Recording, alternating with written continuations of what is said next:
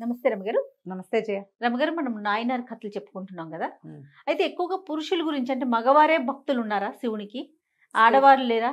నాయనార్నిలా ఏమనాలి? నాయనారనే అంటారు వాళ్ళని కూడా. అంతేనా? ఉమ్. ఉన్నారా రమగారు? ఉన్నారు. కారైక్కాల్ అమ్మన్నని అమ్మ, ఒక అమ్మ కారేకాలమ్మన్. ప్రత్యేకమైన పేరు కదా. అవునండి. కారైక్కాల్ అనేది ఒక ఊరు. అవును. అయితే ఆ ఊర్లో ఉన్న ఒక ఒక భక్తురాలు గురించి చెప్తారు. ఈ, ఒకసారట శివపార్వతులు ఇద్దరు కైలాసంలో కూర్చుని ఉంటే ఒక మహాశక్తి ఏదో తల్లకిందులుగా వస్తోందట తమ వైపు. కాళ్ళు పైకి చేతుల కిందకి, చేతులతోటి నడిచొస్తున్నట్టుగా కనపడింది.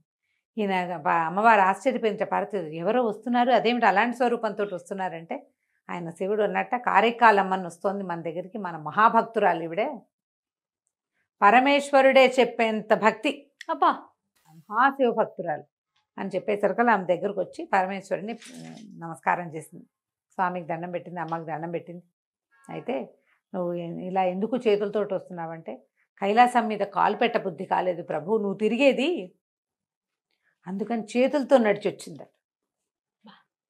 ఏం పాయింట్ చూడు, అడుగు పెట్టలేనక కాలుతో చేతులతో వచ్చాను అంటే ఆయన దరి చేర్చుకున్నాడు. ఏం కావాలి చెప్పు, నీకు 2 కోరికలు కోరుకోమన్నాడట. నేను ఎక్కడ పుట్టినా మళ్ళీ గనక నాకు జన్మంటూ ఉంటే శివభక్తురాలుగానే జన్మించాలి, శివభక్తితోటే జన్మించాలి, ఏ జన్మ ఎత్తినా నాకు శివభక్తి ఉండేలాగా నాకు వరం ఇవ్వు. తర్వాత తాండవం చేస్తున్నప్పుడు, నువ్వు తాండవం చేస్తావు, ప్రతి ప్రదోష కాలంలో పరమేశ్వరుడు అమ్మవారు ఇద్దరు చేస్తారు, ఆమె లాస్యం చేస్తుంది, ఆయన తాండవం చేస్తాడు. ఆ తాండవం చేసేటప్పుడు పాదాల కదలికని వర్ణించగలిగే కవిత్వ శక్తిని ఇవ్వమని అడిగిందిట. కవితాధార అది కావాలి నాకు. తాండవం చేసేటప్పుడు కదిలే పరమేశ్వరుని భిన్నమైన కోరిక, ఆ పాదం అసలు అద్భుతమైన నర్తన అయింది, అది కావాలి నాకు అని అడిగిందట. ఈమె వర్ణించగలగాలి. నేను అలాగేనన్నట్టు ఆయన. ఈ కారైకాల్ అమ్మను, ఆ కారైకాల్లో ఒక వైశ్య కుటుంబంలో జన్మించిందట. ధనదత్తుడని చాలా పెద్ద వ్యాపారి. ఆయనకి ఎంతకాలమో పిల్లలు కలగల. అలా ఉండి ఉండి ఉండి ఉండి ఉండి ఎప్పటికో శివాలయానికి తిరగ్గా ఆయనకు ఒక కూతురు పుట్టింది. అయితే పిల్ల చక్కటిదట, పునీతవతి అని పేరు పెట్టారు. ఈ పునీతవతి చిన్నప్పటి నుంచి ఆ అమ్మాయికి శివభక్తి. తండ్రితో కలిసి దేవాలయానికి వెళ్ళేది, తల్లితో కలిసి అన్ని రకాల పూజలు చేసేది, ఎవరైనా శివభక్తులు వాళ్ళు వాకిట్లకు వస్తే వాళ్ళకి బిచ్చం పెట్టేది ఆసక్తిగా. శివభక్తులు శివ పూజ కథలు, శివ సంబంధమైన గాథలు వినేది, శివపురాణం అవి చక్కగా కథలు నోటికొచ్చు, ఎవరైనా అడిగితే పొల్లు పోకుండా శివస్తోత్రాలు అప్పచెప్పేది, ఎంతో బుద్ధిమంతురాలుగా ఉండేది. అయితే కొంచెం యుక్త వయసు వచ్చాక అమ్మాయికి వివాహం చేద్దామని ఆలోచించి, అయితే ఆ కాలంలో నాగసముద్రం అనే ప్రాంతానికి చెందిన నిధిపతి అనే ఒక వణిక ప్రముఖుడు వాళ్ళ అబ్బాయి అయిన పరమదత్తుడికి ఈ పిల్లని కోరాడొచ్చి. వాళ్ళకి చాలా ఆస్పాసల్ని, అబ్బాయి మంచి ఉద్యోగం వ్యాపారం అభివృద్ధి చేయగలిగిన వాడు. అయితే ఈయనేమన్నాడు, ఇది ధనదత్తుడు పునీతవతి బాబు లేక ఒక్క పిల్ల, ఈ నాగసముద్రానికి ఎక్కడికి పంపను, మా ఇంట్లోనే ఉంచుకుంటా, ఇల్లరికానికి వస్తానంటే ఒప్పుకుంటానని. అంత దూరం పంపించానన్నా? అంత దూరం పంపలేను, ఇక్కడే ఉంచుకుంటానంటే ఆయనకి ఇంకో 2-3 కొడుకులు ఉండుంటారు. ఆ పరమదత్తుడిని ఇక్కడికే తెచ్చి వివాహం చేశారు. ఈ అమ్మాయి భక్తిగా శివుణ్ణి కొలిచేది, భర్తని పరమేశ్వరుడిగా భావించి చక్కగా సేవించేది, చాలా బాగుండేది. అయితే ఇతను వ్యాపారం బాగా అభివృద్ధి చేశాడు. సరే, ఒకనాడు ఏమైంది, కొంచెం కాలంలో 2 మామిడి పళ్ళు ఎవరో పరమదత్తుడికి వచ్చినాయి. ఎవరో ఇంకా అంటే కాయకాలమే ఉంది, ఇంకా పళ్ళకాలం రాకముందే ఎవరి తోటలోనో పండినాయని జోడు పళ్ళు వచ్చాయి. జోడు పళ్ళు వస్తే ఆ జోడు పళ్ళని ఇంటికి పంపించాడు. పొద్దున్న 9 గంటల వేళ, 1 గంట వేళ భోజనానికి వస్తానన్నాడు. ఆ పూట ఏమైంది, మై 12 గంటలకి వంట చేసుకుంది. సరిగ్గా తమ కోసమే చేసుకుంది. ఎవరో ఒక శివభక్తుడు ఒక ఆయన వచ్చి, అమ్మ ఆకలిస్తుంది అన్నం పెట్టమంటే అన్నం కూర వేసి భోజనం వడ్డించేసరికల్లా ఇంకేదైనా వేయమన్నాడు ఆయన.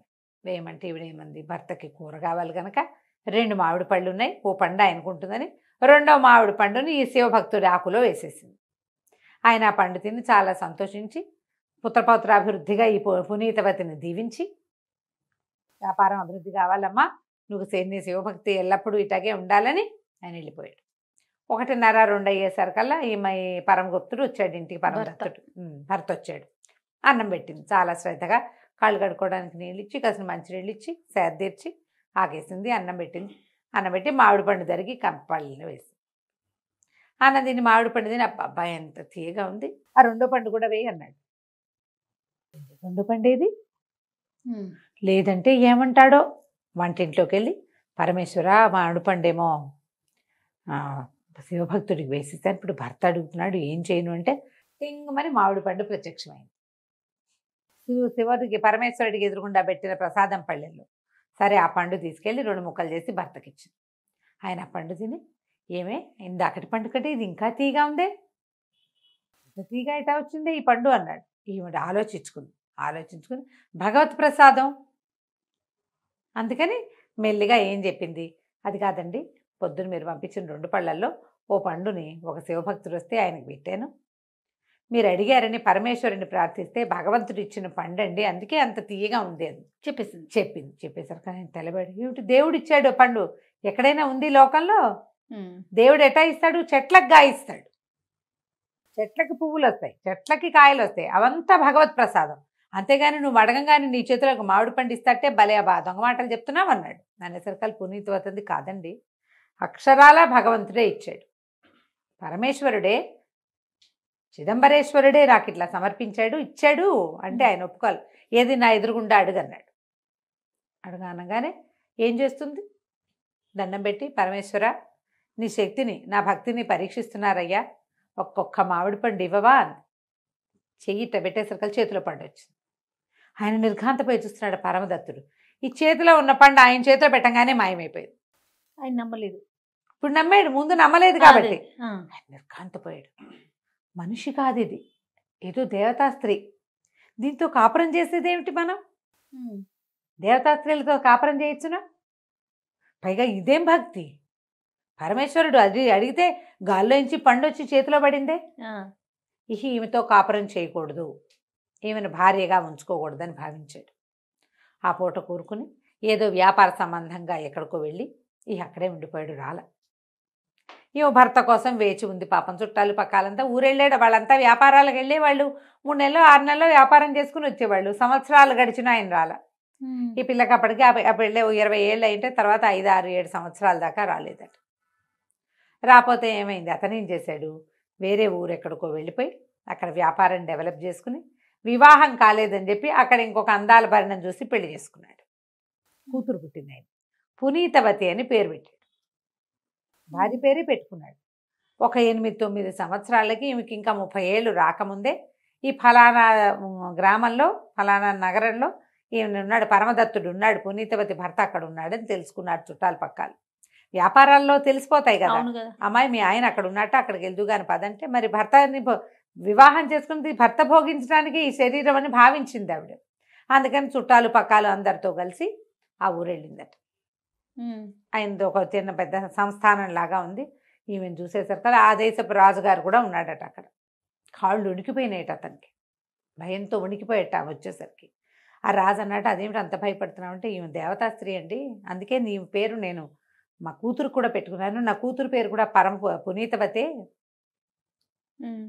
అనేసరికి దేవతా స్త్రీ ఏమిటయ్యా మామూలుగానే కనపడుతుందంటే, కాదండి ఇప్పుడు దేవతా స్త్రీ గాల్లోంచి మామిడి పళ్ళు పుట్టించగలదు, నేను ప్రత్యక్షంగా చూశాను అనేసరికి చుట్టాలు పక్కాలంతా చేరి ఈ పునీతవతి దెబ్బాయి భార్య ఫలానా ధనదత్తుడి కూతురు పెళ్ళై 7 సంవత్సరాలు 8 ఏళ్ళ నుంచి తను కనపట్టలేదు అని రాజుగారికి చెప్పారు. అతను అన్నాడు, ఈమెను నేను భార్యగా స్వీకరించను, ఈమె దేవతాంశ కలిగిన స్త్రీ, నాకు మనుషులే కావాలి, నేను ఈమెతో కాపురం చేయను, స్వీకరించను అనేసరికి అమ్మ నిర్ఘాంతపోయింది. ఇన్నేళ్ల నుంచి ఈ భర్త కోసం వేచి ఉన్నాను కదా, ఈ యవ్వనము సౌందర్యము ఎప్పటికప్పుడు చక్కగా ఒంటికి నలుగు పెట్టుకుని స్నానం చేసి భర్త భోగించడం కోసమే కదా శరీరం, అతనికి సంతానాన్ని కనిపెట్టడం అదే కదా మరి స్త్రీ కర్తవ్యం. దాంతో ఆవిడ అసహించుకుని ఆవిడ అనుకుందిట, నా భర్తకి ఉపయోగపడిన ఈ శరీరం వద్దు, నాకు ఈ అవయవ సౌందర్యము వద్దు, ఈ చర్మ సౌందర్యము వద్దంటే జనాలు చూస్తూ ఉండగానే ఆ శరీరంలో ఉన్న మాంసం కండలన్నీ హరించుకుపోయి ప్రేత రూపు వచ్చేసిందట ఆమెకి. భగవంతుని ప్రార్థించింది, ఈ సౌందర్యం ఎందుకు, అందరూ ఏమంటారు, నన్ను ఏమనుకుంటారు, నేను అతని కోసం కదా 7-8 ఏళ్ళ నుంచి ఈ శరీరాన్ని నేను ఎందుకు పోషించాను, భర్త కోసం పోషించాను, అతనికి నేను వద్దన్నాక ఇంకా శరీరం ఎందుకు, నాకు భగవంతుడే చాలు, నాకు శరీరం అక్కర్లేదంటే సన్నగా అయిపోయి ఎముకలు బయటపడి చూస్తుండగానే అది అయిపోయింది. జనమంతా ఆశ్చర్యపోయి సాగిలపడి దండాలు పెట్టేశారట ఆమెకి. ఇక శివ పూజలోనే గడపటం మొదలుపెట్టింది. కారెక్కాలమ్మని అనేవారు ఆ పునీతవతిని. ఆమె ఎంతకాలమో పరమేశ్వరుడిని పూజించి కాలం తీరిన తర్వాత కైలాసానికి వెళ్ళింది.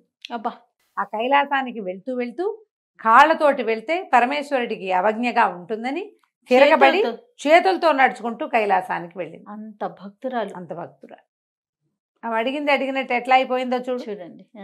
ముందు నా భర్త కావాలి, నాకు రావాలి ఇలాంటి వాడు కోరుకోవాలి. కాలక్రమాన్ని ఎలా జరుగుతుందో అలా జరగాలని కోరుకుంది అంతే. దాని మీద ఆలోచించాల. ఎప్పుడైతే తనకి శరీరం వద్దనుకున్న శరీరం శుష్కింపు చేసుకుందో ఆమె యొక్క మహత్యము, ఆమె యొక్క భక్తి ప్రపంచానికి తెలిసిపోయింది. కారెక్కాలమ్మనికి ఆవిడ కూడా మందిరం ఉంది ఇప్పుడు. ఉందండి, ఇప్పటికీ ఉంది తమిళనాట. చూడండి, నాయనార్లలో స్త్రీలు కూడా ఉన్నారు. ఆమె కారెక్కాలమ్మని పేరుతోటే గుర్తింపబడింది. ఆమెను కోరుకుంటే భార్యాభర్తల మధ్య సంబంధ బాంధవ్యాలు బాగుపడతాయని చెప్తారు. ఈ నాయనార్ల గాథలు ఎన్ని సంవత్సరాల క్రితం ముందు వీరమ్మ గారు మనకి? సుమారుగా ఈ 2000 సంవత్సరాల నుంచి జరుగుతున్నవే ఇవి. చోళులు పాండ్యుల కాలాల్లో కూడా జరిగినాయి. ఆ భక్తులు ఉన్నారట. వాళ్ళు డైరెక్ట్ గా స్వర్గానికి వెళ్ళిన వాళ్ళు అంతేగా? అంతే, కైలాసానికి చేరిపోయిన వాళ్ళు మన ముందే ఉన్నారు భక్తులు, పరమ భక్తులు. అదే అద్భుతం రమ్మ గారి. కార్తీక మాసంలో ఇలాంటి స్టోరీలు వినగలిగేంత అదృష్టం దక్కటం నిజంగా చాలా సంతోషం అనిపిస్తా ఉంది. మీకోసం నేను చదివాను, నేను కూడా అదృష్టవంతురాలు. నమస్తే అండి. నమస్తే జయ.